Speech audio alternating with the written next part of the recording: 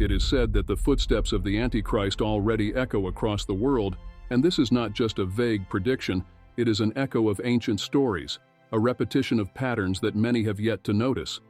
The signs, subtle to those who don't pay attention, are starkly revealed to those who deeply study the sacred texts. When we look at history, it's possible to see traces of villains who marked eras and left clues about what was to come.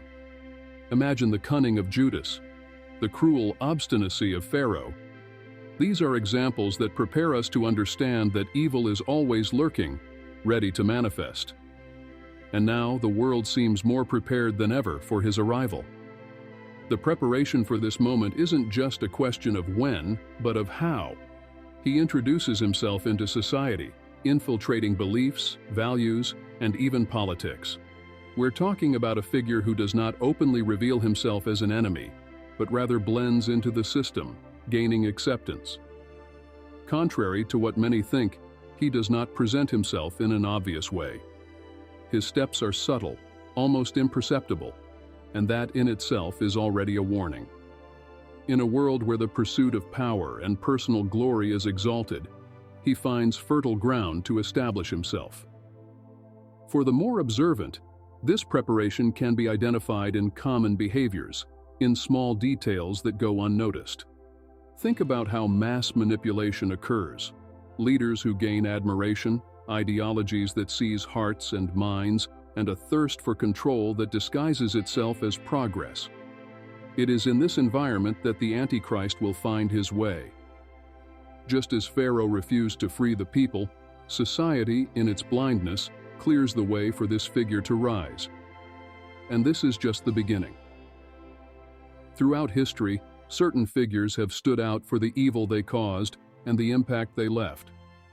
They are characters like Cain, Pharaoh, and Judas, who not only committed wicked acts but also revealed humanity's vulnerabilities.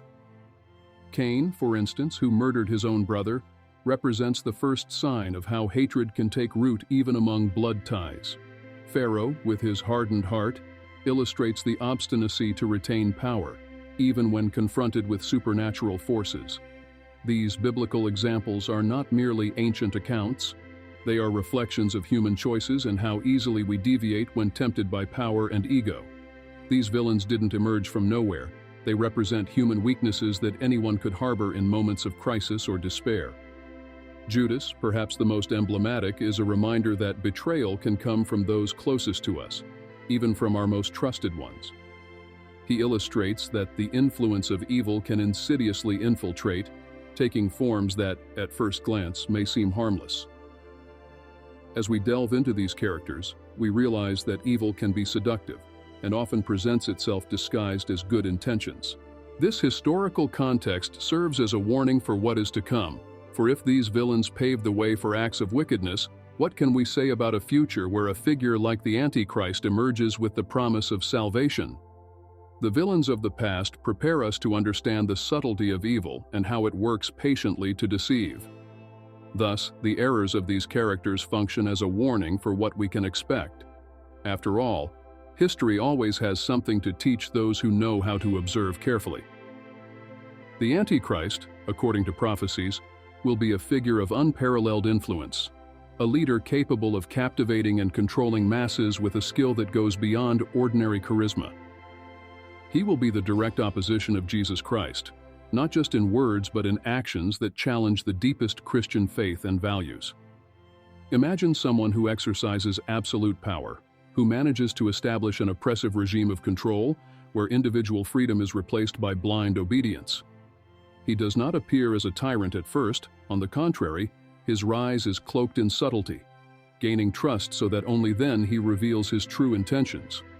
The arrival of this leader will not be marked by obvious violence, but by promises of progress and stability. He will present himself as someone who brings solutions to global crises, who unites peoples and brings peace to nations. Yet behind this image of Savior lies a desire to manipulate, to mold society according to his own interests. Gradually, his actions will reveal a disdain for Christian laws and values, replacing them with a system of beliefs and laws aimed at erasing the essence of faith. This reminds us that evil often appears disguised as goodness and good intentions. To resist this influence, it is essential to have discernment, not only to identify his traits, but also to avoid being seduced by his promises. Imagine a leader who delivers speeches of unity and prosperity while secretly working to suppress authentic spirituality. He promises a peace that seems impossible in times of war, but, at its core, only aims at total submission. And so, unsuspecting people may become victims of a system that slowly erodes their spiritual freedoms. But the question remains, will we be prepared to recognize this disguise when it appears? The idea of a mark of the beast may seem distant, almost like a legend. But the reality is that it is a central concept in the control the Antichrist will wield over the world. This mark, according to prophecies, will be a sign of loyalty and identification without which no one will be able to participate in the most basic activities of society: buying, selling, or accessing essential resources. Imagine the depth of this control, a world where every transaction, every access to goods and services depends on a single mark, transforming individual freedom into a matter of submission. The introduction of this global control system will not be abrupt. Rather, it will be gradual and veiled with a facade of security and convenience. Consider how digital technologies already centralize information, monitor our habits, and often seem to solve everyday problems. Now, imagine this level of control being used to enforce an ideology. Those who reject the mark, meaning those who refuse total submission to the Antichrist, will be marginalized, deprived of their ability to survive within a society that demands this adherence. In this scenario, faith and resilience will become more necessary than ever. This global system promises to bring a supposed unity and order, but in reality, it offers only disguised servitude. For those who can see beyond the surface, it becomes clear that the mark is much more than a simple identification device. It is a symbol of allegiance, a declaration that the individual has renounced spiritual freedom in exchange for a place in the structure of the Antichrist. And then, how will we maintain our faith in a world that demands this unconditional loyalty? Persecution of Christians, in the context of the Antichrist's coming, will be of unprecedented intensity, a constant pressure to abandon their faith in exchange for social acceptance. Being a Christian in this scenario will be a brave and risky choice, as those who refuse to adopt the mark of the beast will be excluded from society. Think of a society where buying food, getting a job, or accessing essential services is tied to total adherence to the Antichrist's regime. It is not just an economic restriction, but an attempt to break the spirit and conviction of believers. Many will be forced to live in the shadows, creating clandestine support networks to survive outside the official system. This hostile environment tests the limits of faith and perseverance, leading many to make difficult choices. By refusing the mark, the modern Christian will face not only scarcity, but also rejection from the community, perhaps even from friends and family. It is a test of faith where each act of resistance represents a living testimony of one's conviction. At this time, small groups of faithful will need to develop unwavering confidence to continue living according to the principles of their belief. As terrifying as it may seem, this persecution also serves to strengthen those who keep their faith. Social pressure and rejection intensify the value of their choices, transforming each act of resistance into a manifestation of authentic faith. This scenario leads us to reflect on spiritual preparation and the strengthening of faith for the difficult days that may come. Thus, the question remains, will we have enough strength to uphold our values in a world that demands our surrender? False prophets, compared to wolves in sheep's clothing, are perhaps one of the most subtle and dangerous threats to those seeking true faith. They emerge as charismatic leaders, with speeches that seem to bring hope and comfort but in reality hide a selfish and manipulative agenda. They appear to be kind and devout, but their intentions are solely for self-benefit. Like the Antichrist, false prophets take advantage of times of crisis and people's weaknesses, offering easy answers to complex problems. For those seeking guidance, this is a trap that requires discernment to avoid. These charismatic leaders know how to capture the public's attention and trust, using sweet and charming language, often sowing a message of prosperity or instant success. They especially attract those facing emotional, financial, or spiritual difficulties, offering them quick solutions that end up distancing them from the solid principles of faith. It's important to be attentive to the signs, speeches that avoid repentance, that minimize the importance of sacrifice, and that turn the gospel into something merely convenient. True faith is not a one-way street. It demands commitment and often renunciation. Identifying and resisting these false prophets is, therefore, an exercise in spiritual strengthening and constant vigilance. For those who wish not to fall into deception, it is essential to cultivate a faith rooted in the study and constant reflection on the Scriptures, as well as in healthy questioning. Remembering that true faith is not molded by empty promises, but deepens in commitment to fundamental values. After all, when the truth is solid, deception finds no place to take root. But the question is, how do we strengthen this resistance in a world filled with distractions and illusions? Apostasy, or the gradual departure from faith, is a constant danger, especially in times of trial, and the context of the Antichrist intensifies this threat.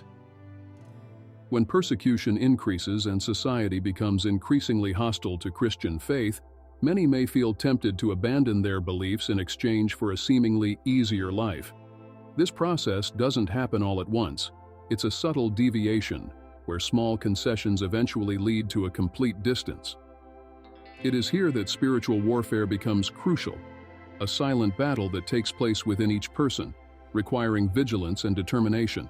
Spiritual warfare is not just an abstract concept. It is a reality for many who find themselves in the daily struggle to keep their values intact amid a world that pressures them to yield. Apostasy arises when fatigue and social pressures overcome the willpower. The enemy, in this case, does not appear as a physical threat, but as a series of doubts, fears, and temptations that weaken conviction. Many who drift away do not do so by choice, but through a sequence of small steps that lead them to question their faith and abandon spiritual practices that were once fundamental. Resisting apostasy requires an active stance of constant spiritual strengthening. Practices such as prayer, the study of scriptures, and fellowship with other believers are indispensable weapons in this battle.